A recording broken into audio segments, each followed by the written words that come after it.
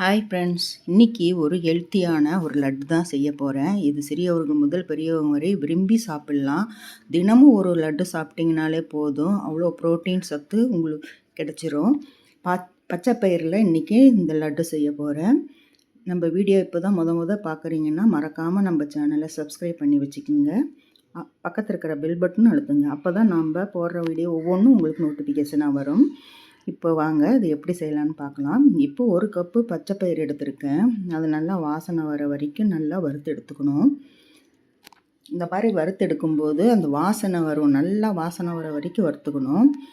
கொஞ்சம் விட்டிங்கன்னா தீஞ்சு போயிடும். நீங்கள் இது கலர் மாறாமல் வறுக்கணும் அப்படின்னு தெரிஞ்சதுன்னா உங்களுக்கு இந்த உளுத்தம்பருப்பு 2-3 போட்டுக்குங்க.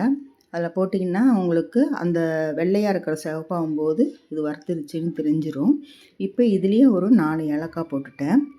ஏன்னா அரைக்கும்போது அதுவும் சேர்ந்து அரைஞ்சிரும். இப்போது 1/2 கப்பு வெல்லத்தை எடுத்துக்கலாம். அது ஒரு தனி பவுலில் போட்டு ஒரு 1/2 கிளாஸ் தண்ணி ஊற்றி நல்லா பாகு பதத்துக்கு காய்ச்சிக்கணும். அதாவது கம்பி பதம் வரக்கூடாது, கரையணும்.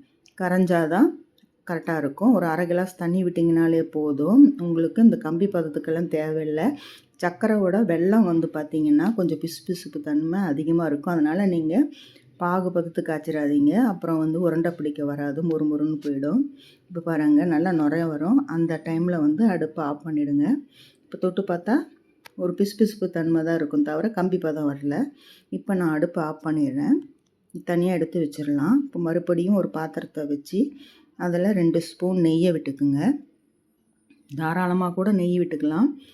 ஏன்னா இந்த பச்சை பயிரும் நெய்யும் சேரும்போது அவ்வளோ ஒரு மணமாகவும் இருக்கும், சுவையாகவும் இருக்கும். நம்ம பிள்ளைங்களுக்கு கொடுக்கும்போது விரும்பி சாப்பிடுவாங்க. அதனால டேஸ்ட்டு சூப்பராக இருக்கும். இந்த மாதிரி வீட்டில் செஞ்சு வச்சுக்கிட்டிங்க. தினம் ஒரு லட்டு கொடுத்திங்கன்னா கூட தேவையான ப்ரோட்டீன் சத்தெல்லாம் வந்துடும். இப்போ பாதாம் முந்திரியெல்லாம் நான் சின்ன சின்னதாக கட் பண்ணி வச்சுருக்கேன். அதை ஃபஸ்ட்டு வறுத்து எடுத்துக்கலாம். ஏன்னா மாவு போட்டு இதில் வறுக்கணும். பாதாம் முந்திரி வறுத்து எடுத்து வச்சுக்கிட்டாக்கா நமக்கு அதுலேயே போட்டு மாவு வறுக்கிறதுக்கு கரெக்டாக இருக்கும். இப்போ தனியாக ஒரு பாத்திரத்தில் எடுத்து வச்சுக்கலாம். இப்போ அந்த அரைச்ச அந்த மாவை இதில் போட்டு நல்லா வறுத்துக்கணும். அந்த பச்சை வாசனைலாம் போகணும். ஏற்கனவே வறுத்து தான் வச்சுருக்குறோம், இருந்தாலும் இந்த பவுட்ரு கொஞ்சம் வறுக்கும்போது இன்னும் நல்லாயிருக்கும். நல்லா நைஸாக அரைச்சிக்கோங்க. கொஞ்சம் ரவை பதத்தில் இருந்தாலும் நறுக்குங்க, நல்லா தான் இருக்கும். இருந்தாலும் இன்னும் ரொம்ப நைஸாக அரைச்சிங்கன்னா உருண்டை நல்லா சாஃப்டாக இருக்கும். உருண்டை பிடிக்கிறதுக்கு நல்லாயிருக்கும், டேஸ்ட்டும் சூப்பராக இருக்கும். இப்போ பாருங்கள், நெய் ஊற்றி அந்த மாவெல்லாம் நல்லா கோட்டிங் ஆகி மணல் மாதிரி வந்துடும். அந்த அளவுக்கு வறுக்கணும். வறுத்துக்கிட்டே இருந்தாக்கா இந்த மாதிரி பக்குவத்துக்கு வந்துடும். இப்போ அந்த பாகு ஒட்டுக்கா ஊற்றாமல் தேவையான அளவுக்கு ஊற்றி பாருங்கள். ஏன்னா ரொம்ப போயிடுச்சுனாலும் அது உருண்டை பிடிக்க முடியாமல் ரொம்ப லிக்விட்டாக ஆகிட போகுது. ஃபஸ்ட்டு கொஞ்சம் ஊற்றி பாருங்கள், உருண்டை பிடிக்கிற பக்குவத்துக்கு கரெக்டாக வருதான்ட்டு. எனக்கு இன்னும் மிச்சம் தேவைப்பட்டுச்சு. அதனால் நான் எல்லாமே ஊற்றிட்டேன். கரெக்டாக தான் போச்சு. லாஸ்ட்டில் கொஞ்சம் நிறுத்திட்டேன். ஏன்னா கொஞ்சம் மண் ஏதாவது இருந்துச்சுன்னா என்ன பண்ணுறதுன்ட்டு எல்லாமே கரெக்டாக போயிடுச்சு. 1 கப்பு பச்சை பயிருக்கு 1/2 கப்பு வெள்ளைப்பாகு கரெக்டாக போயிடுது. இப்போ இதை ரொம்ப நேரம் வறுக்காதீங்க. அந்த பாகெல்லாம் முறுமுறுப்பு தன்மையிடும். அப்புறம் உருண்டை பிடிக்க வராது, மாவு உதிரி உதிரியாகிடும். இப்போ அந்த வறுத்து வச்ச பாதாம் முந்திரி எல்லாம் போட்டு இந்த மாதிரி கலந்து விட்டுக்குங்க.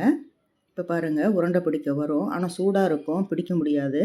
கொஞ்சம் நேரம் ஆறட்டும். நம்ம இந்த மாதிரி கொஞ்சம் ஒரு லிக்விட்டாக இருந்தால் தான் நம்ம உருண்டை பிடிக்க வரும். நம்ம ரொம்ப நேரம் வறுத்துக்கிட்டே இருந்தாக்கா அது உதிரி உதிரியாக போயிடும். ஏன்னா பாகு முறுவலாயிடும்.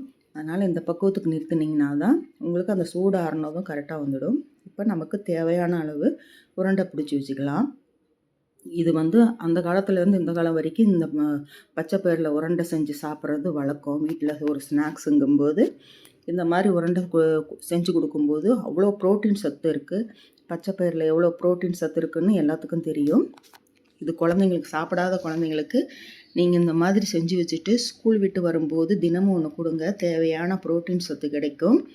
முட்டை வேக வச்சு கொடுக்குறது எப்படியோ அது போல் இந்த பச்சை பயிரில் இருக்கிறதும் கொடுத்திங்கன்னா உங்களுக்கு தேவையான சத்து இப்போ பாருங்கள், அருமையான லட்டு ரெடி ஆகிடுச்சு. நீங்களும் இது போல் செஞ்சு பார்த்துட்டு எப்படி இருக்குன்னு சொல்லுங்கள். நம்ம வீடியோ தொடர்ந்து பாருங்கள். தொடர்ந்து பார்த்துட்டு எப்படி இருந்துச்சுன்ட்டு கமெண்ட் பண்ணுங்கள். மீண்டும் உங்களை அடுத்த வீடியோவில் சந்திக்கின்றேன். பாய்.